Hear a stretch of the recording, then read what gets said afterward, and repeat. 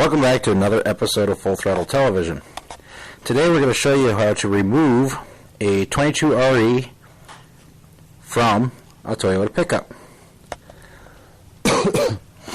As you can tell, we've already started working on this engine. We took it apart for some general inspections. We found that the timing chain is bad.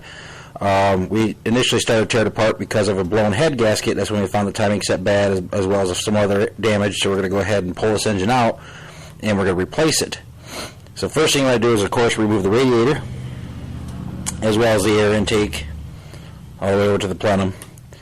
And you don't have to take off the valve cover. We just took this off for inspection purposes, so this will not be going back on because we're going to just pull the motor out and just be done with it. But also you need to unhook your coolant lines, both coolant lines. Here's the other one. They attach, we have a quick release right here, so but otherwise they detach down here and right down here. And then on the driver's side, you have, this goes into the airflow meter. You just unplug this, the plug from the coil, and you take this whole harness and you lay it out of the way. Just lay it on top of the engine. Next thing you do is you go through inside.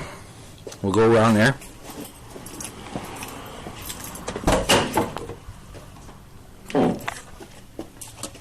Remove the plastic kick panel from down here on the floor.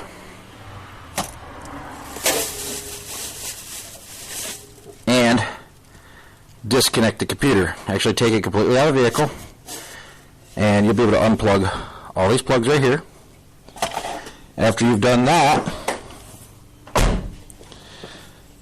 go ahead and remove all the plugs attached to the main wiring harness where they attach underneath the hood, and you can pull this grommet out through this hole right here in the firewall. And you take this whole harness. This is a 92 model, so this has the plastic looming on the fender.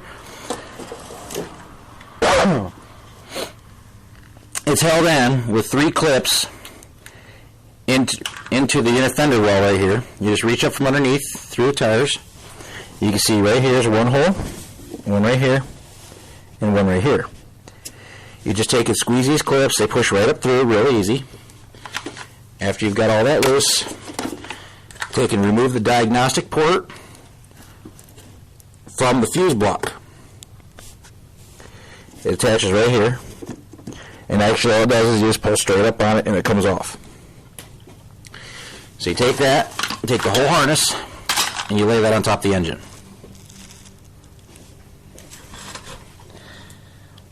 Now mind you, this is after you disconnect the battery. We've got it removed here just because of it's being stored, so that way it doesn't go bad.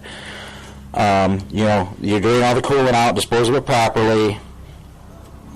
Unhook the exhaust manifold. Ours was rusted off right down there, so we were able to just pull it off of there. We detached it from here to get out of the way so we have more working room. And then detach your negative cable. And then we will move on to removing the starter. Almost forgot to mention, if you take note, we actually took the power steering pump completely off the engine. That's because we are going to go ahead and do the timing set as well. And it's part of the process. You have to take it off to get the head off the engine block. Like I said, we were looking into doing the head gasket out. That's when we found more damage and it needs to be replaced. Otherwise, essentially, all you have to do to remove this from the vehicle, you know, to remove the engine from the vehicle, is remove this hose clamp here and loosen this fitting right down here. You just take these 2 lines loose and lay them off to the side. That's after you drain the power steering fluid. You can leave the pump attached to the engine. You don't have to take the pump off the engine. So you can leave it attached. Just make sure to remove these 2 lines and lay them off to the side. And the donor engine, if you're going to replace the engine, just go ahead and detach it at the same places.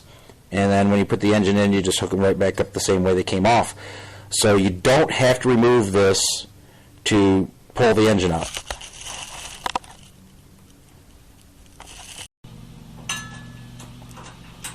Okay, to remove the motor mounts, there's 4 14mm bolts located on each side of the engine, right next to the frame. They're through bolts with a nut on each side and a bolt on the other, and you just take and stick a box end wrench on each side and just gently give it a turn. They usually come right loose immediately.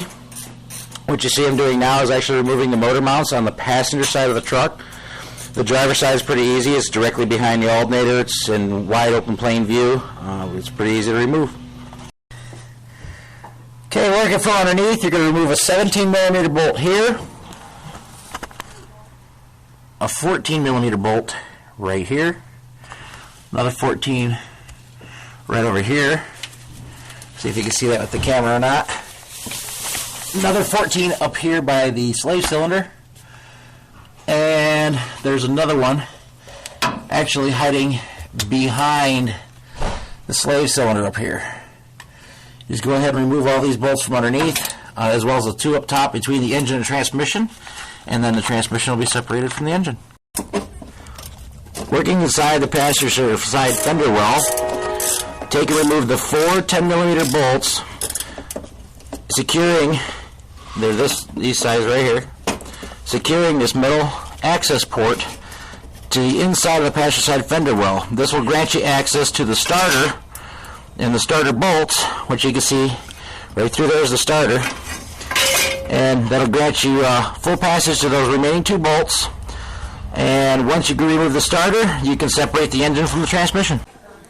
Once you have unbolted all the bell housing bolts, the starter bolts, remove the starter, all the coolant lines, the exhaust system, the radiator, and all the parts that are attached to the engine past the transmission. So everything that is attached to engine only can remain on as such, as well as the fuel line on the passenger side also needs to be disconnected on the front half of the fuel filter.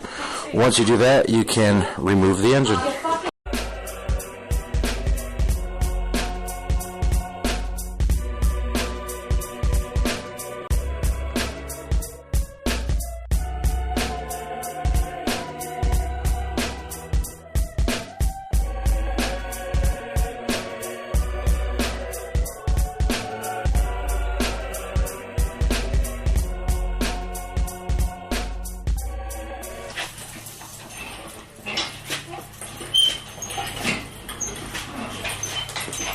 Yay!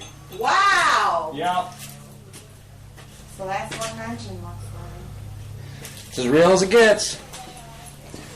Was that